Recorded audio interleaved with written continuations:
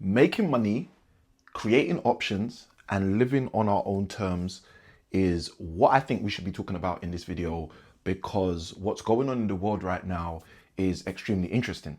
And everyone's going to have their own political views. Some people are going to say this is right. Some people are going to say that is right. Most of our political views are often kind of shaped by other factors. So that might be our faith-based views or our upbringing, our parenting, our social economic ideas, right? But the reality is making money to some extent is fundamentally crucial regardless of how you see things. Because the purpose of making money, I think in essence, at its core, is probably connected heavily with the idea of creating options. And the whole ideology of creating options all boils back down to being able to live on your own terms. So the reality is that chain of events, making money, creating options, to live on your own terms, is super important, especially in this time right now. Because if you've been in a predicament where you've said to yourself, is all hope lost? Am I too late? What's going to happen if, around a lot of the climate, I call it climate shifting. I was going to say climate changing, but obviously we all associate climate change with the weather, but the weather's definitely being changed. But if you are someone who's asked yourself those questions, especially in this climate shifting environment with, let me even say the backdrop, because it's easy to say with the US and Israel going to war with Iran. But the reality is there's a backdrop to that. Way before the US and Israel actually actively went to war with Iran, we already had Israel having its issues with Palestine. And way before the issues between Israel and Palestine, we've had overtly the Ukraine and Russia situation. So we've got wars, and as the Bible calls it, rumors of wars taking place right now. And this is one of the reasons why I know you might be thinking to yourself, am I too late? I know you might be thinking to yourself, have you missed the boat? I know, like, even myself, sometimes I have to ask myself those questions as well. So the first thing I would say to you is you're not alone. Please understand you're not alone. Please understand that whatever happens in the world, whether it is terrific or tragic, right? There are other people asking themselves similar or the same questions as you. And this is part of the reason why being a part of a community is so important, because your immediate neighbor next door may not be asking the same questions as you in the same way. And even if they were, they may not be answering those questions in a way that is viable for you to say, yep, let's run with that. And your colleagues at work may not be asking the same questions in the same way. And even if they are asking the questions in the same way, again, their answers, their solutions to the problem may not be the same solutions to the problem that you desire to work with. They may not be solutions that you deem viable for your spouse, in your house, for your children. So as a direct byproduct, you may say to yourself, well, yes, I can have this discussion and this dialogue with these kind of people. However, these kind of people are not going to come to the same conclusions as myself. So again, this is part of the reason why I believe it's super important and it's imperative for all of us to find a community. Find a community of like-minded individuals, a community of people where you can really let it off your chest. You can really open up and express. You can really, I digress. All right. You see, a lot of the time in life, there are things that are important to us that aren't necessarily important to other people. And I often use those things to be able to find my tribe. And I'll encourage you to do that. Why? Because you're not alone. And that's where I really want us to start in this discussion around making money, creating options, creating opportunities, and using that to live on your own terms.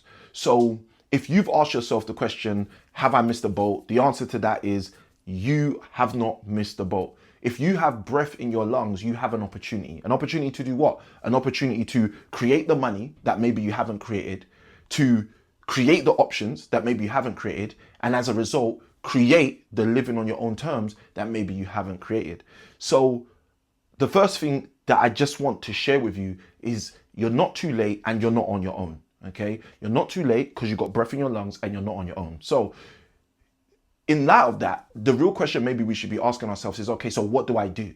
Okay, so what do I do? If I'm in a situation right now where I feel like I don't necessarily have the financial resources to do what I desire to do, I'm fully aware of what's happening in the global landscape, and to the understanding I have, it's freaking me out, right? To a little bit anyway. And again, if you're someone who believes, if you're a believer, you're someone who reads the Bible like I do, then take heart, right? Be encouraged.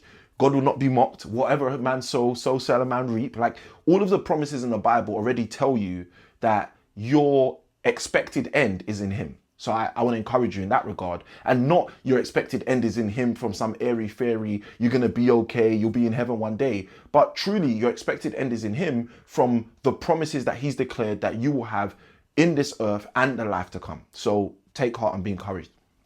So let's navigate this now. We're thinking to ourselves that we may need to make money. Make money for what? Make money to make a transition. You may be someone who's considering traveling, leaving your current country of residence in order to gain access to another country where you feel maybe you'll be safer, your family will be safer. That's one thing. Making money to fortify your current predicament. You may be very, very pleased and comfortable in the current environment that you're living in. You may not want to move to another country, migrate, immigrate, or whatever, or become an expat, whatever the language is these days, right? But nonetheless, you may be saying to yourself, Samuel, I'm happy with where I'm at. I'm just not happy the way I'm at where I'm at, okay? And I believe, I could be wrong, you guys let me know in the comments, but I believe that's where most people who I'm speaking to in this conversation are going to feel like they are. They're going to feel like they're in a place where, Samuel, you know what, I'm not really moving, for me ain't the big thing, but the big thing is I'm not happy with how I am, where I am, okay? So we'll talk to that. And then the last factor is not just the I want to get out of here, I want to move, not just the I need to build something where I'm at in a better predicament, but then the last group, which is kind of the amalgamation or the mesh of the first two, which is I do want to move, but in order to move and make it smooth, I need to have more money so I can make the groove, right? So the key to all three of those layers is make more money, okay? Make more money. Now, here's where this gets interesting. There's different ways to make more money. Okay, this is some of the stuff that I don't really get to teach my coaching clients, but this is the super foundational stuff which all of us hopefully understand. And for those who don't, this will be a reminder lesson. Okay, class is in session, guys. So the first key to making more money is understanding that you already have things that can help you raise finance. Okay, you already have things that can help you make money. So Samuel, what do you mean I already have things that can help me make money? So the first thing you can think of is all the stuff you do not use that to someone else may be of value. Okay, so again, you know, I'm not big on telling people to become a thrift store and sell your stuff, but it's always an option. Okay, and very often when things in our world take place, so for example in 2019 when there was the COVID-19 shutdown, I think in the March of 2020 of the whole world, we saw a lot of people move to different areas. We saw a lot of people move to different countries, and one of the two characteristics I saw a lot was, especially in the real estate and property field, was a lot of people moved to places where they got a little bit more outside space, or moved to places where the outside space was appreciated a bit more, or moved to spaces where they had more rooms in their home so they could take their home studio or home office a bit more serious. Okay, so that was a trend, right? Move and get more space. Let's just call that, right? But the second trend was, in that move, it was get rid of the wasted space. Get rid of the stuff that they had that was not doing anything for them, that they were hoarding, okay? And a lot of things during, this is interesting because as I'm saying this, I'm reminded of a particular YouTube trend that really blew up post COVID-19 and kind of in the whole process of the COVID-19 situation. And that was the people that would help hoarders. The people that would go into hoarders' homes and basically help them sell the stuff. There was an Instagrammer who blew up, who she was helping hoarders clean their house. And all of this stuff started to get more traction online. Why? Because it was stuff that people were thinking about more in their life. So I start with that to help you realize that there's stuff around you that is no longer of value to you, or there's stuff around you that is currently of no use to you. And by simply selling those things, by simply trading those things, you can put yourself in a position where you start the acceleration process, the motivation process, the momentum process of making some form of money. And you'd be surprised at how just, I don't want to use the word decluttering, but for the sake of ease, I'm going to use that word. You'd be surprised how just through decluttering, you start accumulating and saying to yourself, wow, like I'm actually better positioned now to make my move, or to fortify where I'm at, or to have resources to make my move and fortify where I'm going to go, right? Whichever of the three categories you fall into. So making money doesn't always have to start with, I'm doing this new endeavor, I'm starting this new business, I'm taking on this new property. Making money can start with as simply as I'm cutting the fat, right? I'm taking off stuff I don't want in order to prepare me and position me to put on stuff that I do want. Okay, so that's the first thing. Now, the second thing, what skills do you have? Okay, what skills do you have? I'm seeing more and more people on the platform of YouTube talk to people about their skills and developing their skills. And the interesting thing, I've been saying this since I was a teacher, you know, as far back as 10, nearly 15 years now. I've been saying to people that we go to school and we're told that there are hard skills and soft skills, okay? And we're told the hard skills are our knowledge of maths, our knowledge of science, our knowledge of all of these things. And the soft skills are your ability to present, your ability to speak, your ability to communicate, your ability to present, right? And the thing that's super interesting about that is over the last 2 decades, if you just turn on the TV or social media and you look at some of the wealthiest people in the world, hashtag Jim Rohn often says, success leaves clues, and hashtag Samuel I Can Win often says, so read the clues and don't be lost in the blues. Think about it, guys. The success leaves clues. We saw Steve Jobs stand on stages and sell people, this is the iPhone, right? And this, ladies and gentlemen, is the iPhone, okay? Like we saw that again and again and again whilst he was alive, representing Apple as a brand.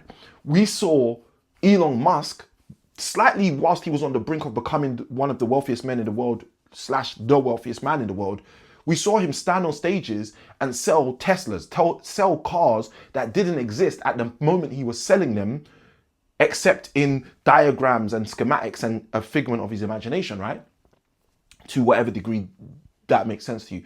But he was selling the conceptual idea of something he was ready to create and prepare for the world. And the world said yes. And because it said yes, they invest. And when they invest, he has more money to do the rest, okay? Now, why am I saying this? I'm saying this because we were sold in school, or I know I was sold in school, and I know I was asked to teach this in schools, that soft skills are soft, right? And by virtue of the fact that we put the label of soft over them, people assume that they don't have value or that they're not as valuable. But I'm here to tell you that they're probably the most valuable part of your repertoire of skills that you currently have. So the first thing is, think about the declutter process. What can you take off of what you currently have? What's currently in your house you don't need? What's currently in your car that you don't need? What's currently around you that you don't need? Sell those things, get rid of those things, purge those things, and start to accumulate, right? To make money. The second layer of this is actually start to do a skills audit. Ask yourself, like, the world is doing stuff that I didn't think it was going to do in my lifetime. The world is showing up in a way I didn't think it was going to show up in my lifetime. If these are statements you've been saying to yourself over these last few days, as we've seen literally this whole Iran, America, Israel, like stuff unfold, I'm here to tell you that there's something you can do about it, okay? Because what most people will do is they will spend all of their energy thinking about aspects of the world that they can't change, thinking about aspects of politics that they can't impact, thinking about aspects of finance and wealth that they can't infuse. But the reality is there's something you can infuse. You can infuse your personal wealth. You can infuse your personal health. You can infuse your personal connections and relationships. And by you doing that, by virtue of you doing that, you are giving yourself your best shot at your best life, rather than sitting down and just saying to yourself, it's too late. The boat has gone. I missed the bus. Like, guys, you don't have to miss the bus. You don't have to say it's too late.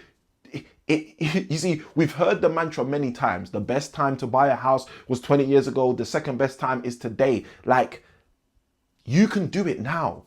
You can do it now. You can take one step now to make more money. You can take one step now to create more options. And you can take one step now in order to live on your own terms. So they're the two things, for the sake of time, like they're the two things I'm going to share just on a very high level for you to start thinking about. And what I'd love for you to do, if you're someone that my team have been telling me that over 60% of the people that are watching these videos are not subscribed. So if you're someone who's been watching these videos, you're getting value, feel free to subscribe. It costs you absolutely nothing to subscribe, and it actually also tells the platform of YouTube, that this is the kind of content that people like you, people like I actually like, and then it shares it with other people just like us, so for them to be able to be a part of this community. And obviously we kind of touched on community in this video, so feel free to subscribe. Now, that's the make money part, okay? Like I said, very high level. My channel has hundreds of videos on how to really practically do this from a tactical, from a technical, and also from a tips perspective. But make money part one. Now, let's go into the second segment. The second segment, really, after you make money, is you want to create options. You want to create opportunities. You want to create open doors. And the question is, how do you do that? Now, I used to think, and I think this is really important for me to share with you, I used to think that the way to create opportunities is to have more money. And then I realized that opportunities are not a byproduct of money as much as they are a byproduct of observation, okay? There are many people who miss opportunities that are right in front of them just because they didn't observe them. They didn't recognize them. They didn't see them as an opportunity. So as a result, that opportunity is lost to them, okay? So if we go back to this idea of make money and the first strand I spoke about in terms of purging the things you have, selling the things you no longer desire, require, or need, right? What are we doing? We're taking in our ability to observe what we currently have and audit what's currently around us to pick things and say, oh, I don't use this anymore. You know what I'm going to do? I'm going to sell it. Oh, you know what? This is of no value to me anymore. You know what I'm going to do? I'm going to upcycle it. I'm going to share it with, I'm going to sell it to someone who it could be of value to, or so on and so forth. What are we doing? We're observing, and by virtue of observing, we get the opportunity to see the opportunities available. For some of us, there's opportunities right in front of us, which because we haven't turned on our light bulb of observation, those things are still in the dark. They may be opportunities for you to take a workplace sabbatical and literally go to another country and be in a place where you feel safer, right? There's opportunities for some of us to connect with family members who might be part of the diaspora, or we might ourselves be part of the diaspora and take advantage of diaspora opportunities that are available for us to feel more safe, if that's what you're looking for. The point I'm making is there are a myriad, there's so many opportunities right in front of us, which we would do well to just turn on our observation light. Okay, I want you to think of this part as the analogy of we're driving late at night with no headlights on. This is the difference between observation and spotting the opportunity because you have observation on, right? It's one thing to say, okay, I'm driving, my vehicle is moving, I'm going at 60 miles per hour on a 70 road just to be a bit safe, but your headlamps are off. And if your headlamps are off, it does not matter, even if you go 30 miles per hour, actually going 60 miles per hour and 30 miles per hour, you're more of a hazard on the road because someone can come from behind you who is going 70 miles, who does have their headlights on. And yes, they might just barely see you before, God forbid, something bad happens, right? So why am I sharing this? I'm sharing this because I want us to understand that it's super important for us to get our observational headlamps on. It's super important, especially in times where it feels dark, especially in times where we feel like we can't see that far ahead in terms of what's going to happen, proverbially, to get our observational headlights on, okay? So a question you might be asking yourself, a question I'd be asking myself if I heard that for the first time is, okay, Samuel, how do I get my observational headlights on? What is that like? What do I do practically, okay? And I want to unpack this a bit much more than the first thing because I don't have hundreds of videos on my channel currently about this topic. So there's three things I'm going to talk about that we can do in order to get our observational headlights on. The first one is engage in learning about X, you fill in the blank about X, okay? So if you're someone, I gave an example a moment ago about shifting to the diaspora. If you're someone who says to yourself, you know what, my family originally come from X place and I want to go back to X place, I want to find out what the opportunities are to find out about X place, that's what you can start learning about. Just start, whether it's the Google searches, whether it's speaking to your family, your friends, your people that are already over there, like start the learning process. You see, learning, most people don't realize this, right? But learning is illumination. Learning is illuminating. The more we learn about something, the more we become illuminated in that field. So to learn about something is to become illuminated in that thing, to be enlightened in that area. So I would encourage you, if you want to get your observational headlamps on, start to learn about the thing you're interested in, okay? Now, in regards to this video, we're talking about making money, creating options, right? So if we're talking about creating options, whatever option it is that you're considering looking into more, just start learning about it. Start the Google searches. If you want, start the AI ChatGPT searches. A lot of people seem to find ChatGPT helpful to search it like it's Google, which doesn't make much sense to me, because if you really understand what machine learning is and large language models, you'd realize that, yeah, using them to search like Google is far from the most profitable way to use them, right? So that's my little rant and I'm sticking to it.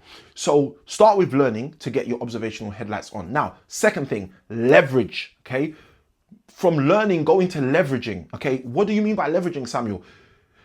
As I often say in many of my videos, one of my first coaches taught me something profound by saying to me, Samuel, why take 70 years to learn what you can learn in 7 hours by reading the book of someone who took 70 years to have to be able to write the book? Now, that's a profound statement, profound concept, which is why I share it so often. But I actually share it so often because of how deeply embedded that became in my life and my mindset and my world after I heard it. But the reason I'm bringing this up now is because I want to say something slightly different. I want to say that the real value in reading the book in 7 hours that someone had to take 70 years to be able to write the book is the leverage you get.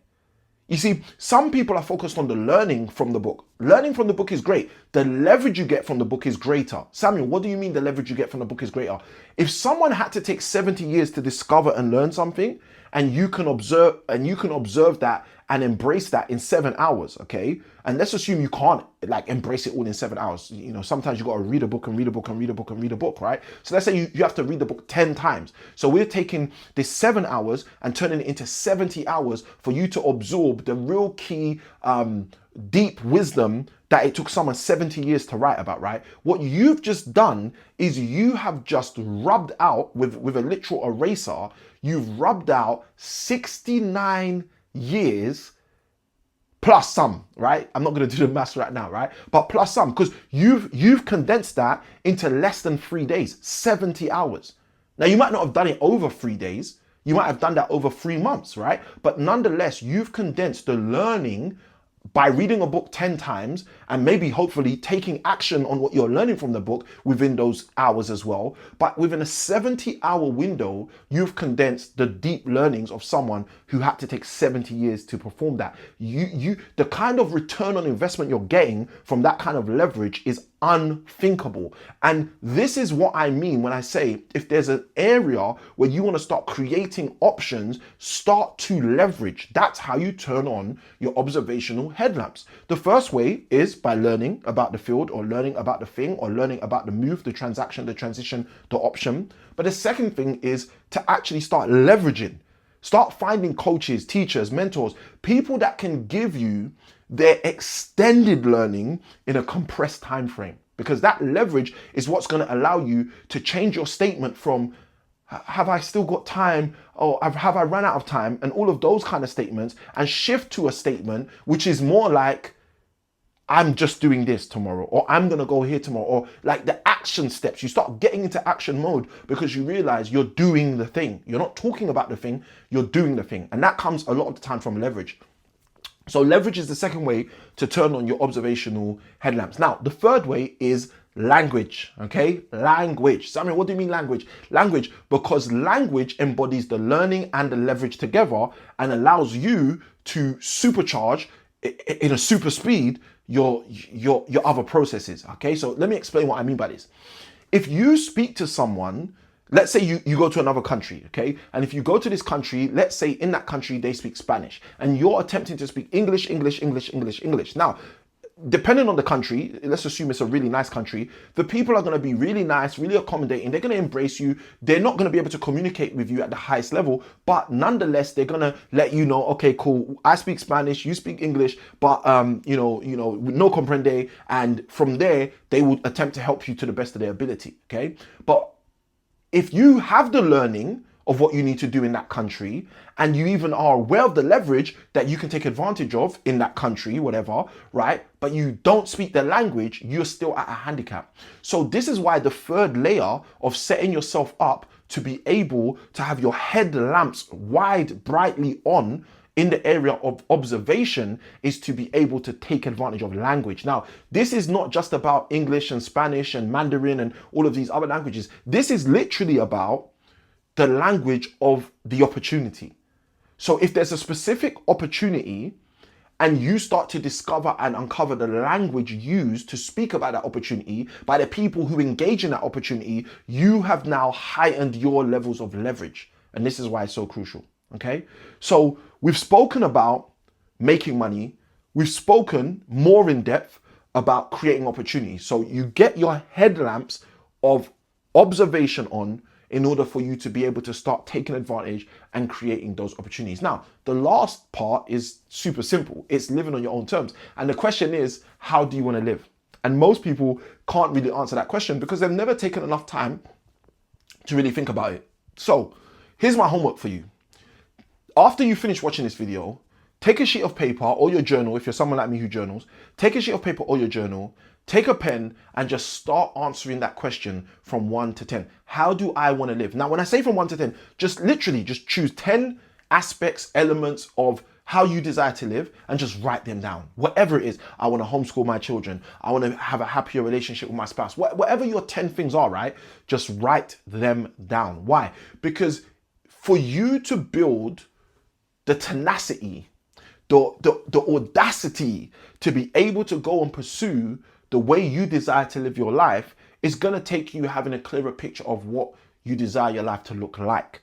And I discovered this from the Bible in the book of Proverbs, Proverbs chapter 29, verse 18. It says, without a vision, the people perish. And when I first came across that verse and started to understand what that meant for me, it really helped me realize that creating a vision, seeing a vision, or receiving a vision is essential and crucial to be able to do all of the other things we spoke about, whether it be making money or making impact, whatever you want to call that first stage. And then the second stage of being able to actually create opportunities so that you can create the life you actually desire to live or the life you believe you're supposed to live. So that's your kind of homework for the third stage, to live on your own terms.